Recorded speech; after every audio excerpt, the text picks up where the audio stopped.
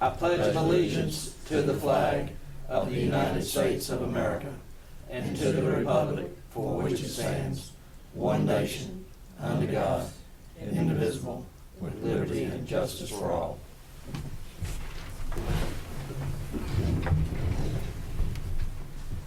All right, anybody got anything they want to change on the agenda?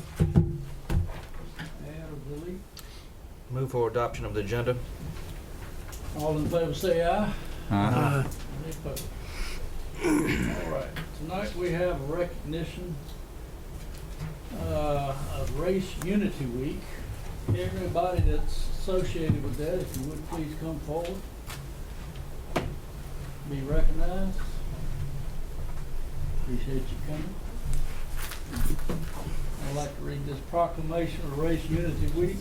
Whereas racial unity plays an increasingly important role in our world today, and whereas racial unity is one of the most sublime of human pursuits and should be subscribed to by all races and creeds, and whereas racial unity is the vision of all people and one of the greatest forces in creating peace and harmony, and whereas Basics, Brothers and Sisters in Conversation, is dedicated to encouraging getting people to recognize and understand differences as well as the common ground among the diverse races and cultures in Person County.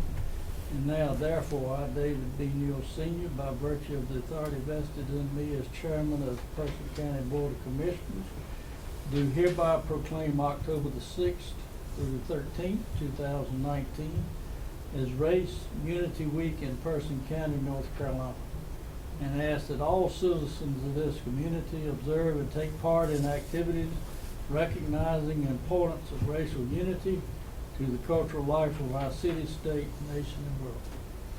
We got President Basic. Thank you, sir. Yes, sir. Appreciate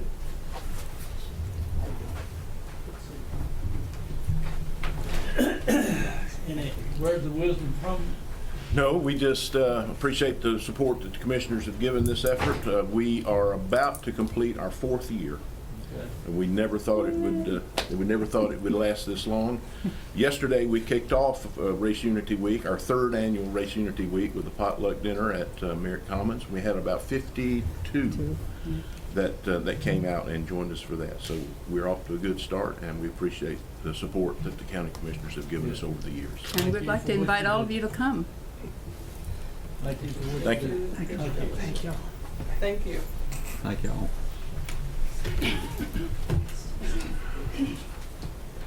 All right. Need a motion to open a public hearing for, let's see, Texas Amendment represent Person County Planning Department staff to amend Article 1 through 6 of the Flood Damage Prevention Ordinance in Person County. So moved. All in favor say aye. Aye. All right. Welcome to enlighten us, please. Okay, good evening, Chairman, members of the board. I would like to state for this public hearing that all state statutes and ordinance requirements have been met for the public hearing. Just to give you a little background, our flood damage prevention ordinance was adopted in 1990 and revised in 2007. And in June of this year, FEMA notified, well, it might help if I get my presentation going too. But first I need a presentation. I'll start talking. In June of this year, FEMA notified staff, I believe the chairman also received a letter, that the draft FEMA maps that were released several years ago were set to be adopted in December of this year. And prior to the adoption of the new maps, there were some minor changes that need to be made to the flood damage prevention ordinance. And just so you understand that FEMA actually was the one who drafted the changes to the ordinance. They wrote the text. It was passed along to the state. Specifically, it was the North Carolina Department of Public Safety, Risk Management, and Emergency Management Department. It's a mouthful. The state then presented local staff with those proposed changes. I basically copied the wording word for word from them, and then I had the state proof the changes to make sure that everything was compliant with the FEMA regulations. Those changes were included in the text amendment that's here before you tonight. And that text amendment would need to be adopted prior to December 6th of this year in order for the county to remain in the National Flood Insurance Program. If those changes are not adopted by December 6th of this year, citizens in the county who own property that's located within or near a floodplain would not be eligible to participate in the National Flood Insurance Program or purchase flood insurance. And staff had a meeting with the state, I think it was last month, and we discovered that there are actually 16 property owners in the county who currently purchase flood insurance. Of those 16, 2 of them have structures in a floodplain. 14 are not in a floodplain, but they're very close, and for that added sense of security, they have purchased flood insurance. So again, we have 16 total right now in the county. I wasn't planning on going over the specific language with you, although there's a lot in there. But I would be happy to highlight any changes that you have questions on. Again, I didn't draft this language. This came from the state, which came from FEMA, but I can definitely help interpret it. And please note that the changes that are being made before you are being made to all flood damage prevention ordinances across the state. If a city or county has any changes to their flood maps, then these changes must be adopted. They're not exclusive to Person County. In fact, the City of Roxborough City Council reviewed their changes at their September meeting. Planning staff recommends approval of TA-02-19. The proposed text amendment, as I said, has been reviewed by the state, is compliant with all federal flood regulations. And for your reasonableness and consistency statement, the text amendment request is consistent with the comprehensive plan and the future planning goals of Person County. It is reasonable and in the public interest as it will provide clear and concise regulations in the flood damage prevention ordinance and ensure that Person County remains compliant with federal guidelines and enable at-risk properties to participate in the National Flood Insurance Program. At the September 12th, 2019 Planning Board meeting, the board voted unanimously 5-0 to recommend approval of this text amendment and include the statement of reasonableness and consistency that I just read for you. If you have any questions, I'll be happy to answer them. I apologize for not having a PowerPoint, but it basically said what I just spoke to you. Any questions? One of the biggest takeaways I see on this is the elevation certificate is no longer optional. Is that correct? That it is absolutely required on any new construction? The elevation certificate is required right now. It's been, and I'm trying to get to that exact text, it's been required. I will say that we've had one since 2007. Well, let me rephrase that. We've had one that was required. Previous staff, if the proposed structure was anywhere close to the floodplain, requested an elevation certificate to ensure compliance. I've gone over that with the state recently, and they said it's absolutely not needed. You only need an elevation certificate if it's actually in the floodplain. So I do not foresee a lot of those coming forward in the future. If it would be required by insurance, then it would. I would imagine insurance would want that also to make sure that you're elevating or flood-proofing the building so it's not inundated with water. Any more questions? Not Anybody really. from the public want to speak to this issue? Okay. Motion to Thank you, come out of Ms. public Oakley. hearing? All right, motion to come out. All in favor say aye. Aye. Any opposed? All right, what is the pleasure of the board? Motion to approve the text amendment. Any other language need to go along with that? With the statement of reasonableness and consistency that was provided? As what she said. Thank you. All right, any questions on that? Not all in favor say aye. Aye. Any opposed? All right, Thank you. informal comments. Yes, sir, we have one sign up, Mr. James Correa. Okay. Hello, Commissioners. My name's James Courier. I recently just moved back to Person County about a month ago, and I lived in Hendersonville, North Carolina, up in the mountains. And I was a member of the YMCA up there. I've been a member for about 10 years to the YMCA, and when I lived here in Person County, I think it was back in the early 90s, we tried to have a YMCA. It was at the old, where the old Roses used to be uptown. And it was formerly the disco that I remember.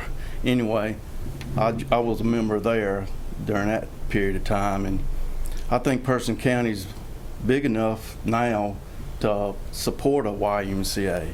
It would be good for our younger adults. They could, like kids from the high school could have a swimming team. We could compete with other counties around. And the older adults here, our population's really has aged a lot since I left. And I think the older adults could really benefit from that too, especially ones who are disabled. I was in a car wreck in 2006, and I herniated 3 discs in my lower back and 3 in my neck, and I have motion. I can't move my head about like that, and getting in the pool, it relieves a lot of pressure off my body, and I can move. I can move a lot better after I finish doing aerobic exercise in the pool, and I think a lot of older people could really benefit from that for us, like health issues. And I motion that we try to have someone build a Y here in Person County, because South Boston's got one, Durham's got one, Raleigh has one. Every county around us has a YMCA but us. And I don't know why we can't have one here. And I would motion that we would have one built here. Thank you. Thank you. Thank you. Anybody else want to speak? All right. Anybody have a chance to look at the consent agenda? Move to approve consent agenda. Move for approval. Beat you, Ray. All right. Any discussion? Not all in favor, say aye. Aye. Any opposed? All right. Item number 5, Laura Jensen. I think I got it right there. Yes, you got it right. Thank you. Good evening. Before you this evening, we have a proposal to approve a contract for an EnerGov project oversight consultant. The county is beginning to implement the EnerGov permitting software system for our development services group as approved in the fiscal year 20 CIP. This is a huge undertaking for our staff over the next 12 to 18 months. And EnerGov recommends having a full-time project manager for a smooth and successful implementation. Due to an increase in workloads and being short-staffed in these departments, there's a need for an experienced project oversight consultant to help with the implementation teams. This consultant would help with communication, change management, risk identification and mitigation, testing, training, and go-live readiness assessment. A proposal was received from Barry Dunn, a management consulting firm who has assisted with EnerGov implementation in 11 municipalities and counties, including the city of Wilmington. The total cost of the project oversight contract is $107,856, which includes travel costs for on-site meetings, as well as any other information and materials they need to send or share with us. Funding for this contract is already available in the CIP, so the request this evening is to approve the contract and authorize the manager to enter into contract with Barry Dunn Consulting Services. Was that put out for bid, or was that just a price you got? That we approached 3 different consulting groups. We spoke with EnerGov, with different companies they had worked with in the past. Barry Dunn was the only consulting group that responded to my request for a proposal. Okay. Any question from Ms. Jensen? Move for approval. All right, we got a motion to approve. Any discussion? All in favor, say aye. Aye. Any opposed? All right, you got the floor. I've got the next one too. In fiscal year 20, Person County provided funding for a qualified mental health professional to provide case management services to Person County inmates upon release through Freedom House Recovery Center. And this professional identified transportation as a barrier for those clients to make and attend health appointments, and asked if the county would provide one-time funding in fiscal year 20 to help these clients. The estimated cost of providing the transportation is $10,000, and it would be done through PATS. Funds for this program are already available in the mental health budget. This is a request to approve the project. Any discussion? Move for approval. All right. Now do we have discussion? All right. All in favor, say aye. Any opposed? All right. Thank you. you. All right, Chairman's report, I don't have anything tonight. Manager? I'm not going to go into a lot of detail, but I sent an email earlier updating you all on the Woodsdale Volunteer Fire Department situation. I just wanted to make sure you were aware that an appeal was filed. There was a large community meeting that was also held last Thursday with the formation of a new board. And so we will have something on your agenda at your next meeting for a more formal resolution for that transition. And that's all I had. Okay. To elaborate on that a little bit, we, as commissioners, need to be aware that one of the things we don't want to lose is the 9S rating that's already there, if at all possible. So the way it's going right now, they appealed it, so everything is status quo until they do something. And so